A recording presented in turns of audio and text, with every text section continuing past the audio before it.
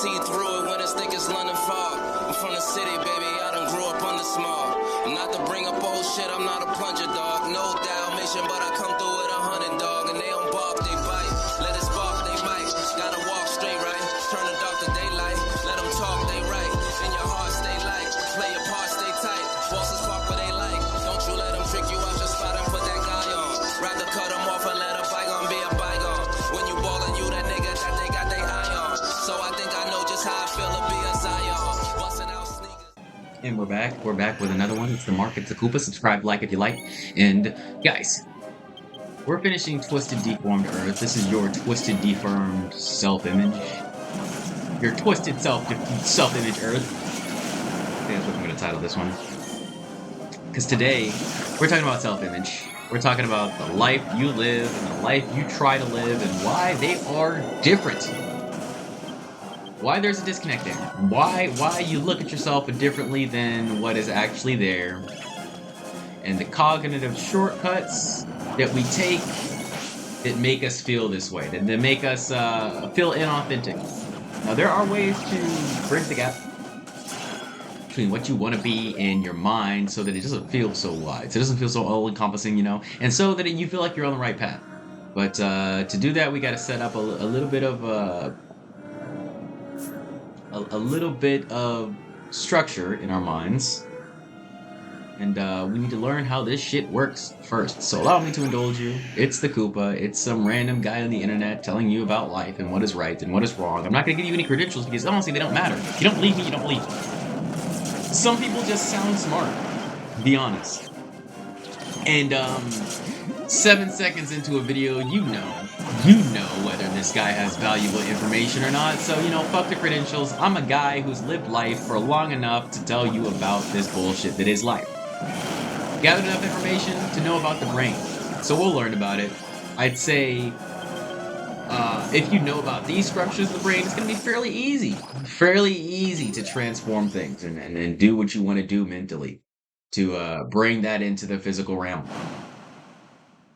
So let's get into this. Basically what the brain does to cognitively shortcut its way to what it needs to do, because, you know, the brain has a limited amount of power every day, and to be as efficient as possible, it's going to utilize those brain cells in the way that saves the most energy. So these cognitive shortcuts are what the brain does every day in order to keep you stable so that you don't end the day feeling like your shit is fried and blied and schlide, right? So here's what it does. First, it simplifies. What it does is it picks the easiest conclusion first. And that's in everything in life. That's what comes up automatically. It's just gonna go with that solution, right? So let's go with an example in real life. Let's say you're flirting with a girl, you're having a good time with her at the club, and then she walks off and she starts talking to another guy, and then she leaves with him. Your brain is initially going to say, well, she didn't like me, she liked him better, and she's going home to sleep with him. When in reality, that could be a completely different scenario. That could be her brother. That could be her ride home. You know, she could have liked that. She could have liked you more, but then she just went with that guy because he was more persistent. You know, that guy could have offered her a movie deal. You know, so many things could have happened that are way different from what your mind thinks. But your mind thinks that automatically. Why? Because it's the easiest solution. That's what makes the most sense. And usually, you have to remember, life is a mirror. So whenever we come up with these quick decisions, oftentimes that is what we would do in that situation, or if we were one of the characters in the scenario we're playing out in our head, that's what would go on if we were there in playing a role in that story. So if you think about it that way, a lot of things will become a lot less deep, a lot less stressful for you in your mind.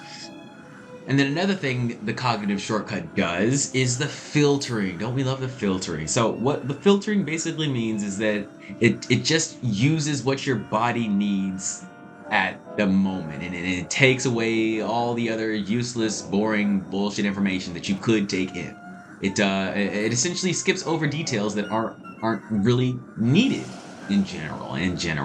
And this is just a general thing. So this is like when sometimes you forget ingredients on, a restaurant menu, or, maybe you have an allergy and you just filter out the allergy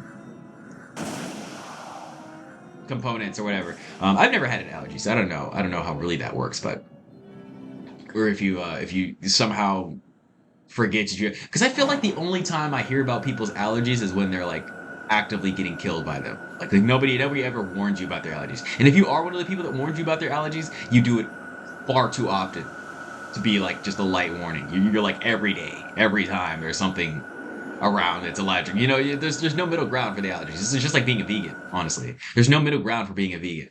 You either are aware of it 200% of the time, or the person never fucking talks about it, and then they suddenly eat something that's not vegan, and they're like, I'm dying. Dietary restrictions are super annoying, but let me get back on track. So filtering, yeah, so using what your body needs. Essentially, filtering is what we do early in the morning when we check a text and we kind of sort of read it. We don't really read it, like the main gist of things. It's often what we do when we are going over text or material that we have to do, because your mind will generally say, this is too much information. I need to take some out so that I can get through it. Because like I said, limited amount every day. If you have small, tiny brain like me, if you have pea brain, your brain's going to be like, oh, man, we're not going to be able to fit this shit. That information dick is too big. It will not go in, it will not go in my brain ass. So what we need to do is filter it. And the last thing that your brain does as a cognitive shortcut is modifying. Modifying. This is the most important one, actually. So modifying is basically when it uses the past information to categorize the future information. Now, if you have a good brain, it's not going to actively change it. It's just going to categorize it. Just going to let you know where that shit go, essentially. And so this is good for scenarios like when you're walking down the street and you see, and it's late at night, and you see like some guy in a hoodie walking down there and he looks a little suspicious. Your brain is going to automatically modify that and make him an evil, malicious character. Even though I know a lot of you motherfuckers, I know plenty of you motherfuckers have never been touched at night. Never been robbed at night. Never been in any of these scenarios at night. But we've seen so many times when a person with a hoodie and is walking by you and just robs you, so I'm scared. So your brain modifies that. It modifies that information, even though you've got no information on you to tell you that this guy's an actual threat. Because of the past information you've had, it's gonna modify. And that's essentially the gist of your 3 brain skills, your 3 brain hacks. And once you understand these, you'll understand how to hack your self-image. It essentially goes into tricking these 3 processes into working for you, because your brain is always processing. So what you have to do is hack your brain into processing what you want it to. Your senses will always influence your experiences. So if you want to have a more positive self, a more positive atmosphere, outlook on yourself, a good thing to do is to look for positive sensory inputs and not like look for them while you're in them, or not look for them while you're in a negative space, but look for them while you're in them. So accurately state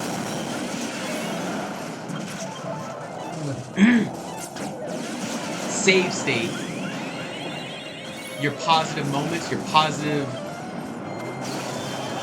sensory inputs. You save that, and then you cross-reference your experiences based on your importance. You see, the new and the old data processes control your environmental state. Your environment. The battlefield, if you will. That's what the new, old, and data processes change. when you take back these positive save states and you have this negative moment and you have this part of your body that you're like, this is not in my self-image, and you feel that, what you can do with these positive save states when you do feel like your image is correct, you can jump back in there. You can hop back in mentally and sort of stabilize yourself, stabilize your psyche so that you don't crash out.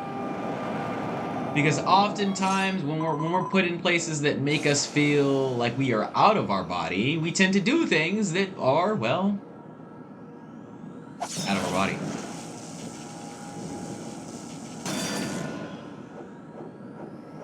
That don't help nobody. So what's really cool about this scene, or we're jumping back into Dragon Quest X, is that that is the actual sword that Anna Lucina has equipped. Like she she keeps her equipment in these cutscenes.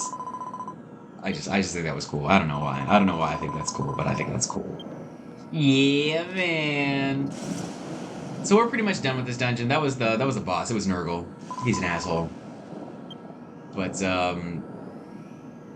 no need to worry about him. No need to worry about that guy. We won't see too much more of him. At least not for this episode. Not for this version. Whatever you want to call it. So yeah, that's the general gist of this lesson here. When you get into a rut, when you get into a vital cinch in your environment, what you can do is change your sensory inputs. I know this may seem weird, but when you feel bad, when you feel depressed, when you feel anxious, nervous, angry, you could taste something, you could light a candle, you could change the music, you could feel a nice pillow. Changing your sensory inputs and actively changing them. So don't do this absent-mindedly. Be like, I am angry, let me feel this anger and let me go lay down and touch this pillow. Or let me feel this anger and let me eat this chocolate while thinking about how angry I am. Like something like that. You have to actively incorporate your remedy and your save state. Your save state along with your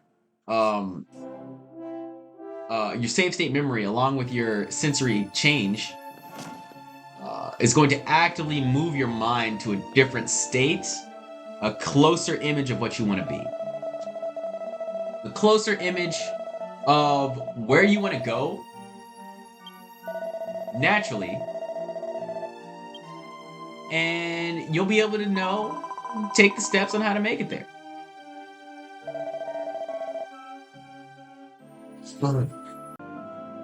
We have an exercise here that you can do as well.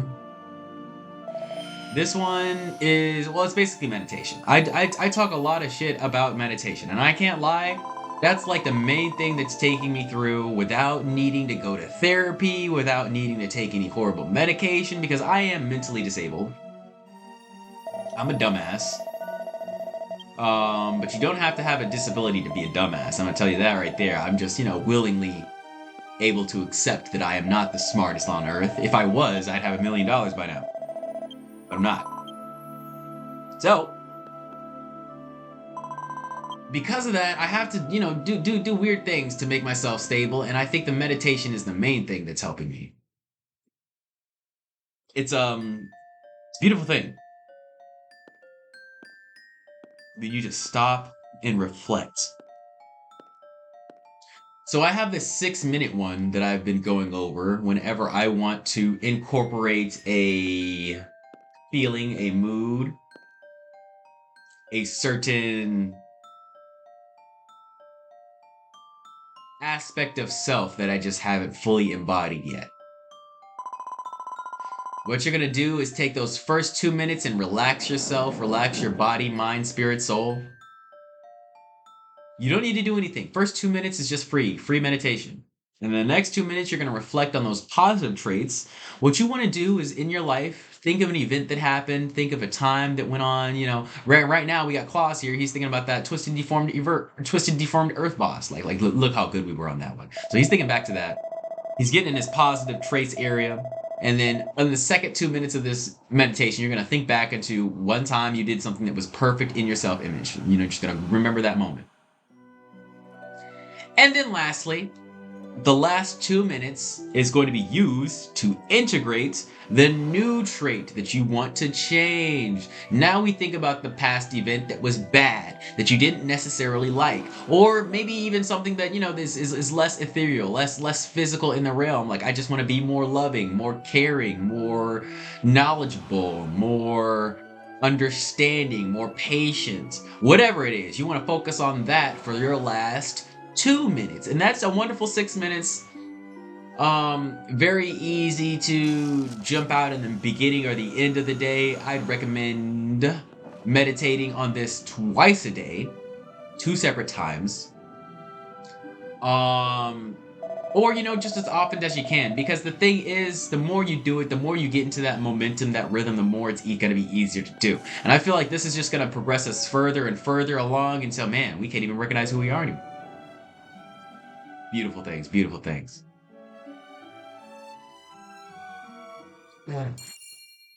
So yeah, guys, I appreciate you. I appreciate you stopping by, giving us a little listen to my twisted, deformed self-image.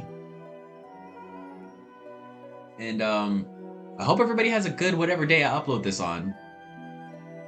I know we weren't ready for the end of 2.2, but we've made it. Or 2.3. I don't even know what the fuck this version is. But nevertheless, next version is going to be pretty fun. We're going to learn how to fly. Fight some dragons. Have a quest. I mean, what more do you want? Honestly, this is probably the best playthrough ever. What more could you possibly want? We have rap music. We have pop music. We have video games. We have knowledge. We just don't got bitches. But subscribe anyways. I love you. See you later.